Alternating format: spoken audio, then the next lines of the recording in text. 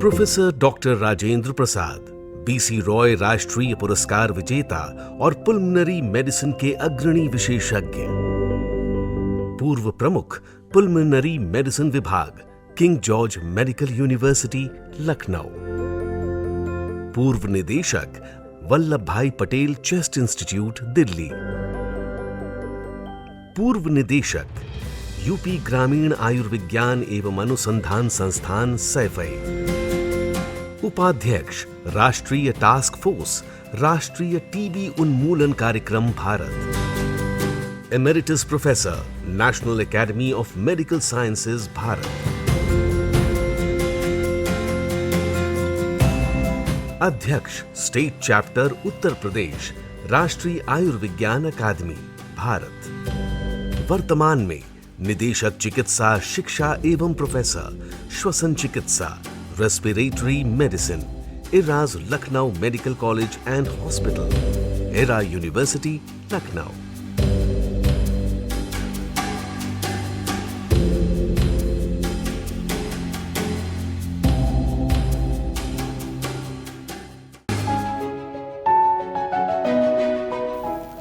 हम लोग हर साल उनकी याद में स्वर्गीय गोपी चंद मेमोरियल जागरूकता और कैंप करते हैं। यानी हम पहले तो लोगों को जागरूक करते हैं, खासकर सब तरह की बीमारियों को क्या करें क्या ना करें, और फिर हम करते हैं। ये इसलिए करते हैं कि दो हम समझते हैं पिताजी के विशेष के खिलाफ था, लेकिन हम समझते हैं वहाँ छोटी जगह है, लोग बीमारियों के बारे में जागरूक नहीं हैं, और भगवान ने हमें इतना दिया है, समाज ने हमें इतना दिया है, तो हमें भी अब समाज को कुछ पे करने का समय आया है।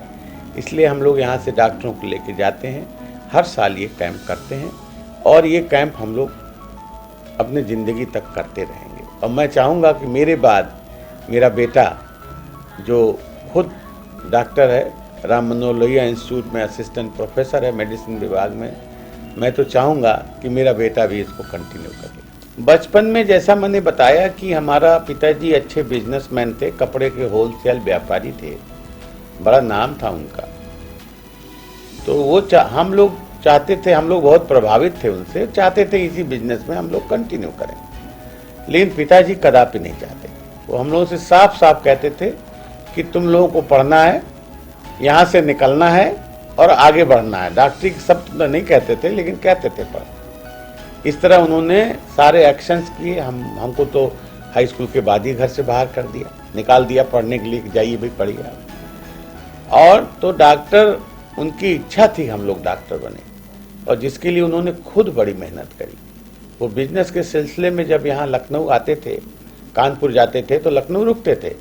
लखनऊ में एक रिजवी साहब थे, उनके बहुत अच्छे दोस्तों में से थे, जो KGMC में किचन के इंचार्ज थे। तो उनसे वो बार बार बात करते थे, भाई कैसे डॉक्टर बनते हैं KGMC में।